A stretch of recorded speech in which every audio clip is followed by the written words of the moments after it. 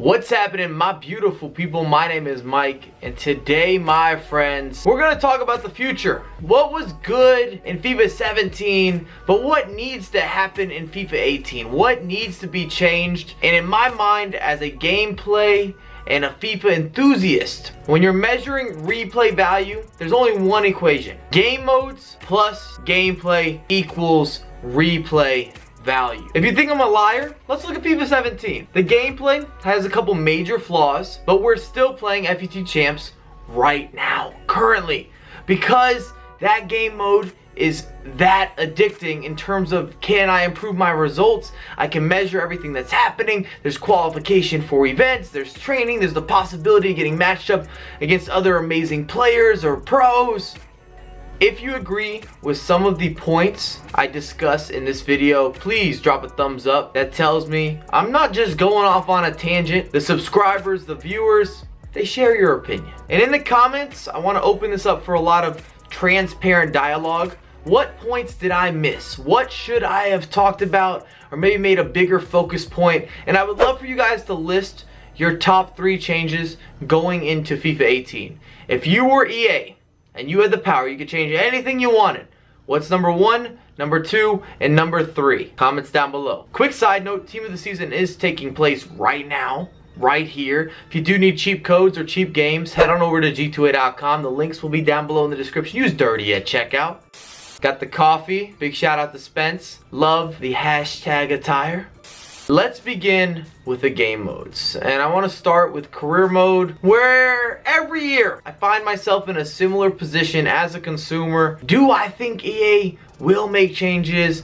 Is there a market for them to make adjustments? How much do they care about this game mode? Basically what I'm hinting at is I make the exact same complaints or the same suggestions almost every year. I am happy that they added the journey into FIFA 17. However, it's not incomplete, but it doesn't have a lot of replay value. It's not a long story mode. It doesn't feel nearly as personal as the NBA 2K series, which we can all admit EA has definitely modeled the journey with the career mode that we see in NBA 2K, where you build up your player, you build up your pro, there's interaction, there's a storyline, you got a rival, you go back and forth, you can make decisions, a little more RPG based. In terms of the normal career mode, I think we've all been waiting for an online career mode, but I don't know if FIFA 18 we're gonna see that type of depth. From a business standpoint, career mode is not their main focus. From a content standpoint, career mode is not their main focus in terms of what's being created on YouTube, what's driving interest on Twitch, what's making sales, what's making money. You've got to look at it for the big picture. And if you are brand new to my channel, there will not be a more in-depth comparison to FIFA 17 and FIFA 18 and changes and adjustments to this video right here. When we look at regular career mode, I wouldn't get your hopes up. Next, a game mode that has the most room for development. But even with so much potential with pro clubs, the only game mode that gets less exposure or less attention is gonna be your very ordinary at this point, your very standard seasons or head-to-head FIFA, where you would pick Real Madrid versus Barcelona. We're gonna see a common trend where the older, more classic or long-term game modes in FIFA, they're going to collapse, or they're not getting as much attention as some of the newer, more innovative, you can customize more with Ultimate Team. That's where we're gonna see a lot of promise. I don't think the future of FIFA installments is going to be with the standard career mode that we've all gotten used to seeing over and over again, pro clubs, or seasons where you have the matchups between some of your favorite clubs. Will it be there? I think the answer is yes, but in terms of them building out these game modes and giving you something that shows progression, innovation, excitement, maybe I'm a skeptic. With that being said, there is room for a new game mode, and you've seen it on my channel when I'm playing 6-a-side.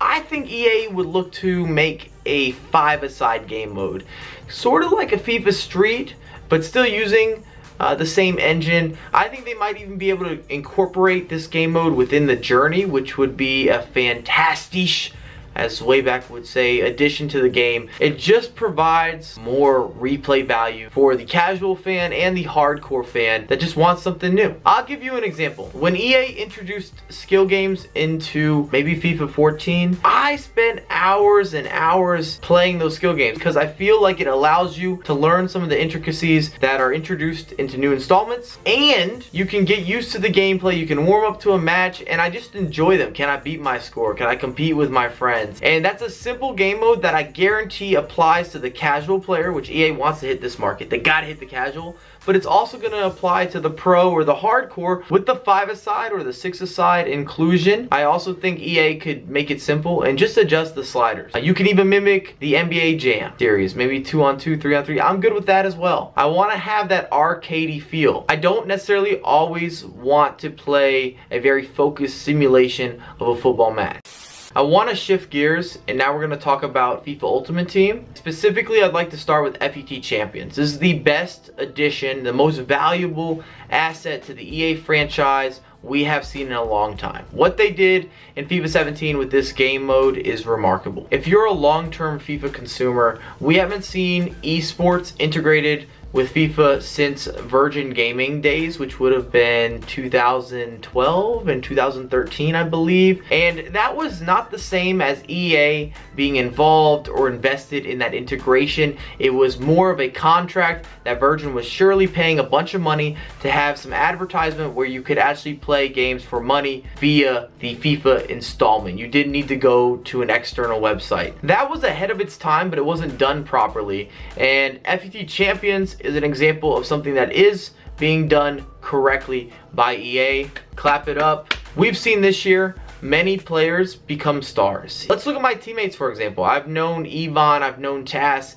since 2012, 2013 area. Obviously, #Harry came through the Spencer Academy competition. They've all made their name, even though they were established pros in the competitive community this year. For example, when FIFA 17 started, #Tass had 500 followers on Twitter. And now, at this point, currently, I think he has 47, 48,000. People are paying attention, and it's being marketed correctly by EA Sports, where it's allowing the best players to have a medium, to have a spotlight. And if you're brand new, you can grab that spotlight. To summarize, you're being rewarded for being gifted at the title, and especially if you are consistent. If you can qualify for the FUT Champions events, get to the World Final, if you can qualify for FIFA Interactive World Cup, which I do want to say, I have not been impressed with how that event has been run, at least in comparison to the FUT Champs events. It could be much better. The fact that I'm missing so many matches because they're just not being live streamed, as a consumer who wants to support the content, I just feel like I'm missing the moments. I'm missing the action. And I'm not trying to focus on anything negative. I'm just giving constructive criticism for that competitive game mode, that event. Early exclusive, I've heard from multiple reliable sources, credible sources, that we will have more events in FIFA 18 in terms of the competitive scene, and also we are going to have more players at these events. So you don't have to be as perfect online. The one disconnect, the two disconnects, they're not gonna kill you. But I do appreciate that mindset from EA, where you get more players to live events, they get experience, you can build them up as personalities, and there no longer is that connection problem. That's not an excuse. There's not going to be the disconnects or the delay. You're going to be playing in person, and people can live their dream of competing in events, winning events. We've seen so many heroic moments this year in terms of the competitive scene. I'm happy to support that. I like that. That's what I'm talking about. I'm not done talking about FUT Champs. However, I want to talk about a weekly league, which should be an inclusion during the week where people will have a way to train, a way to test their squad, something to look forward to. And when I spoke with Lucasinho, we did a couple pack openings together. He's one of the top players on the PlayStation. He brought up an interesting point. I agreed with it. If you finish Elite 1 over the weekend, then there should be almost like a Gfinity Cup during the week that only Elite 1 players or only elite players should be able to take part in. And then you can figure out, well, who's really the best between only only elite players that would be eligible via the weekend, and you would get rewards. So you're getting more bonuses for putting in time, for being skilled at the game, and the same would work with top 100. The same would work with gold players, silver players, and you could really train at your level as you prepare for that weekend. That is a brilliant idea where you don't feel like Monday through Thursday is a waste as you're getting ready for the weekend. You've got something to play for, you've got players to test, and it's much better than using the Gfinity Cup. It's much easier. I don't want to sit online all day while I wait for tournaments to progress. I like the idea of being able to play right now, right here, but we still have that tier system that makes sure all my opponents are at a certain level of skill, because even Division 1 gets rather boring. You don't know who you're going to get matched up against. It gets repetitive, and the rewards aren't that good. That was a lot of information regarding FUT Champs, but I think we had to talk about it. It's been the biggest game mode this year, and I think it will carry over to be the largest game mode next year as well, especially if my sources are correct in terms of EA just blowing this thing up. In Ultimate Team, I either want to see the elimination of chemistry, or I want to see chemistry matter more. This year, even though we all used the pro swap, where you might start in a 4-3-3 formation, you pause the game at the beginning of the match, then they swap into maybe a 4-1-2-1-2, or a 4-3-1-2, and it's for chemistry purposes, where you have Ronaldo up top. Even though the majority of high-level players were using the pro swap, I still would like to see an elimination of this going forward, where you're making instant subs and everybody's changing formations to keep the chemistry. Like I said, EA, either remove chemistry, or you got to make it matter to the point that people are not able to abuse the system. We're getting close, but it's time to eliminate attribute cards as a whole. They don't need to be in the title. They add no value to the game. Squad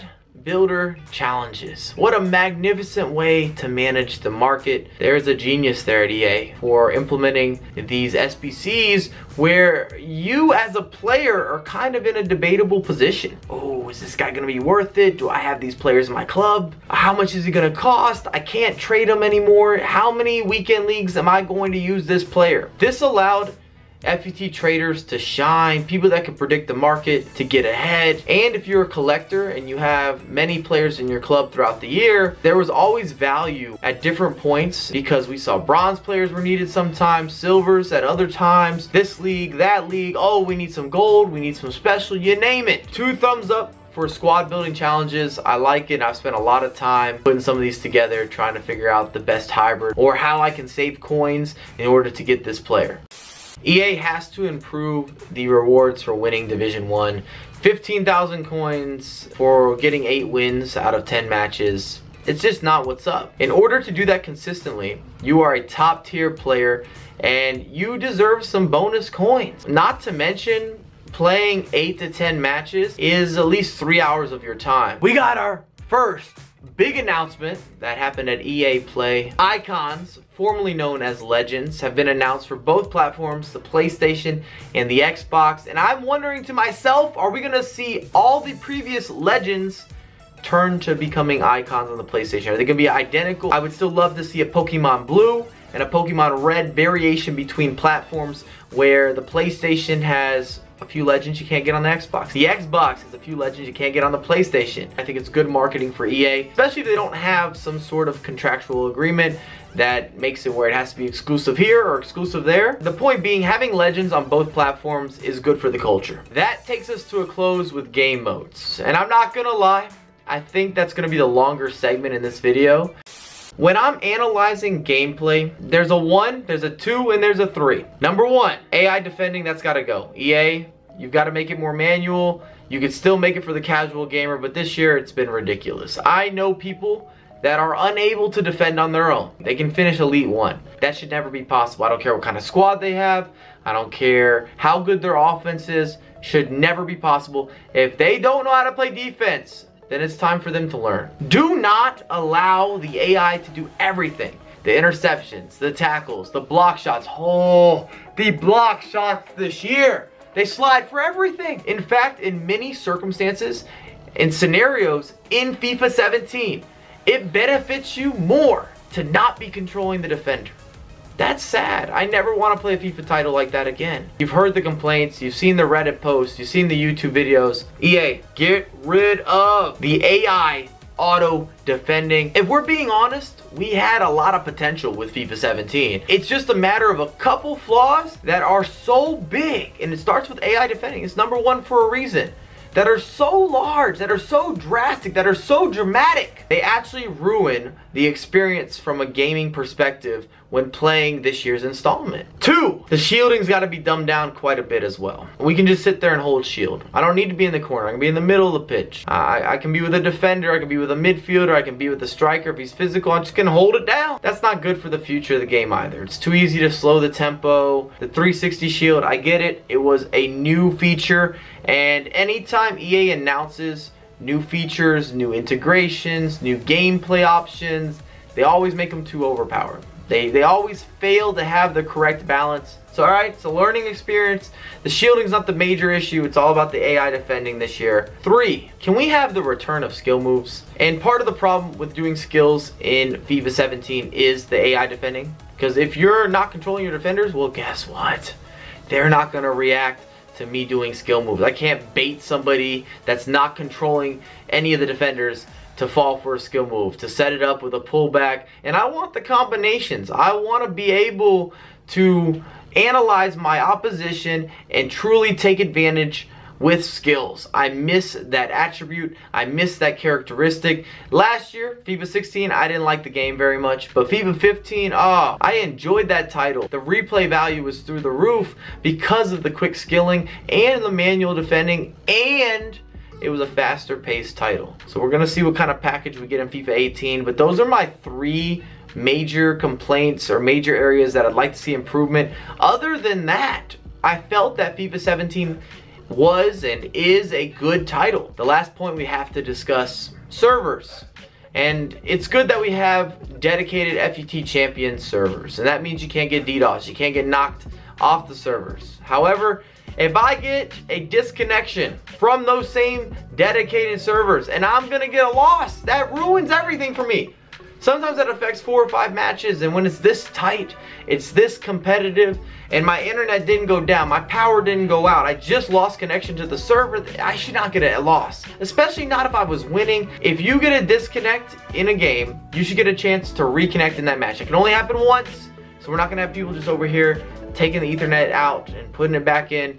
But I think you should have maybe a minute to try to make a reconnection, because I can immediately reconnect to the EA servers when I get a disconnect. And that's not a flaw on my end. That's not an internet flaw. That's not a router flaw. That's not a modem flaw. That is a EA FUT Champions, we've got too many people playing issue. Maybe the distance is too far. Who knows for certain, but something's going wrong. And as long as my internet's still up, I should not be getting losses for games that I'm winning. If my internet never went down, it never failed me once, I never even dropped the frame. Also with the servers, you have to improve consistency. One game, I'm in slow-mo, heavy button delay. Match number 2, everything's fast, we're ping-ponging it around, and this dictates how you play these matches. I will say the PlayStation is better than the Xbox regarding button delay. The final point that I'd like to address when we're dealing with servers is the location of your servers. And I've heard EA representatives talk about this, as well as people from these countries. A lot of players that are in the southern region of Europe, because of where the servers are located, they're always going to lag. So that's why you're not seeing a bunch of Spanish players, Italian players, Portuguese players. These guys are not qualifying for many events. And it's not because the talent pool isn't there. It's because they lag and have delay in so many matches that makes it impossible to create consistent results. EA is aware of this issue, as are the players from these countries are also aware of this issue. So please, FIFA 18, we need a solution. Let's do this. That's where we're gonna leave off. If you enjoyed the content, make sure to drop a thumbs up. Get in the comments. What do you think about some of my points? What would you change if you were EA Sports?